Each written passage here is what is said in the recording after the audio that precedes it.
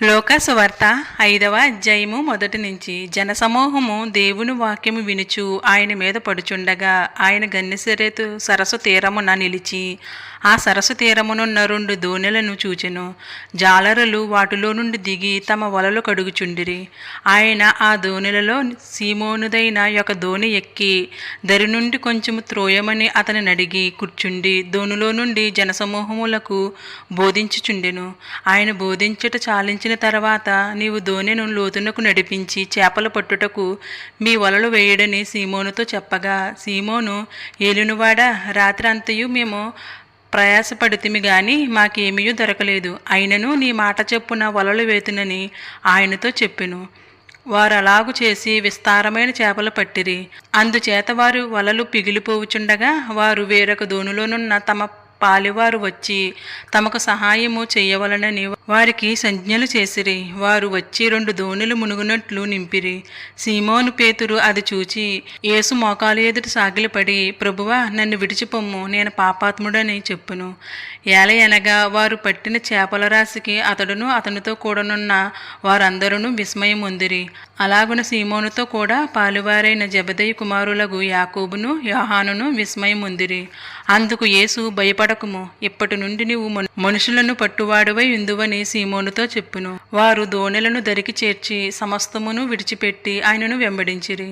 ఆయన యొక్క పట్టణములో నున్నప్పుడు ఇదిగో కుష్ఠరోగముతో నిండిన ఒక మనుషుడుండెను. వాడు యేసును చూచి సాగిలపడి, ప్రభువా, నీకిష్టమైతే నన్ను శుద్ధినిగా చెయ్యగలవని ఆయనను వేడుకొనెను.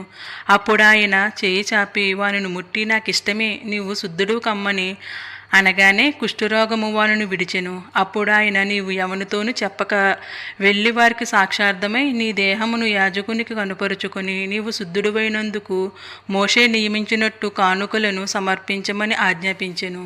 అయితే ఆయనను గూర్చిన సమాచారం మరీ ఎక్కువగా వ్యాపించెను. బహుజన సమూహములు ఆయన మాట వినుటకును తమ రోగములను కుదుర్చుకొనుటకును కూడవచ్చుచుండెను. ఆయన ప్రార్థన చేయుటకు అరణ్యములోనికి వెళ్ళుచుండెను. ఒకనాడు ఆయన బోధించుచుండగా గలిలయ యూదయ దేశముల ప్రతి గ్రామముల నుండి యెరూషలేము నుండి వచ్చిన పరిసయ్యులను ధర్మశాస్త్రోపదేశకులను కూర్చుండి ఉండగా ఆయన స్వస్థపరుచున్నట్టు ప్రభువు శక్తి ఆయనకుండెను. ఇదిగో కొందరు మనుషులు పక్షవాయుగల యొక్క మనిషిని మంచమ మీద మోసుకుని వానిని లోపలికి తెచ్చి ఆయన ఎదుట ఉంచుటకు ప్రయత్నము చేసిరు గాని జనులు గుంపుగూడి ఉండినందున వానిని లోపలికి తెచ్చుటకు వల్లపడకపోయెను. గనుక ఇంటి మీదకెక్కి పెంకిలు విప్పి మంచముతో కూడా యేసు ఎదుట వారి మధ్యను వానిని దించిరి. ఆయన వారి విశ్వాసము చూసి, మనుష్యుడా, నీ పాపములు క్షమింపబడి ఉన్నవని వానితో చెప్పగా, శాస్త్రులను పరిసయ్యులను దేవదూషణ చేయుచున్న ఇతడెవడు, దేవుడొక్కడే తప్ప మరి ఎవడు పాపములు క్షమింపగలడని ఆలోచించుకొనసాగిరి. యేసు వారి ఆలోచనలు ఎరిగి, మీరు మీ హృదయములలో ఏమి ఆలోచించుచున్నారు? నీ పాపములు క్షమింపబడి ఉన్నవని చెప్పుట సులభమా? నీవు లేచి నడువమని చెప్పుట సులభమా? అయితే పాపములు క్షమించుటకు భూమి మీద మనుష్య కుమారునికి అధికారము కలదని మీరు తెలుసుకొనవలెను అని వారితో చెప్పి, పక్షవాయువు గల వాని చూచి, నీవు లేచి నీ మంచమెత్తుకుని నీ ఇంటికి వెళ్ళమని నీతో చెప్పుచున్నానెను. వెంటనే వాడు వారి ఎదుట లేచి తాను పండుకొనియున్న మంచము ఎత్తుకుని దేవుని మహిమపరచుచు తన ఇంటికి వెళ్ళెను. అందరూ విస్మయం పొంది, నేడు గొప్ప వింతలు చూచితమని దేవుని మహిమపరచుచు భయముతో నిండుకొనిరి. అటు పిమ్మట ఆయన బయలుదేరి లేవియను ఒక సుంకపు మెట్టనొద్ద కూర్చుండియుండుట చూచి, నన్ను వెంబడించమని అతనితో చెప్పగా, అతడు సమస్తమును విడిచిపెట్టి లేచి ఆయనను వెంబడించెను. ఆ లేవి తన ఇంట ఆయనకు గొప్ప విందు చేసెను. సుంకరులను ఇతరులు అనేకులను వారితో కూడా భోజనమునకు కూర్చుండిరి. పరిసయ్యులను వారి శాస్త్రులను ఇది చూచి, సుంకరులతోనూ పాపులతోనూ మీరేలా తిని త్రాగుచున్నారని ఆయన శిష్యుల మీద సనిగిరి.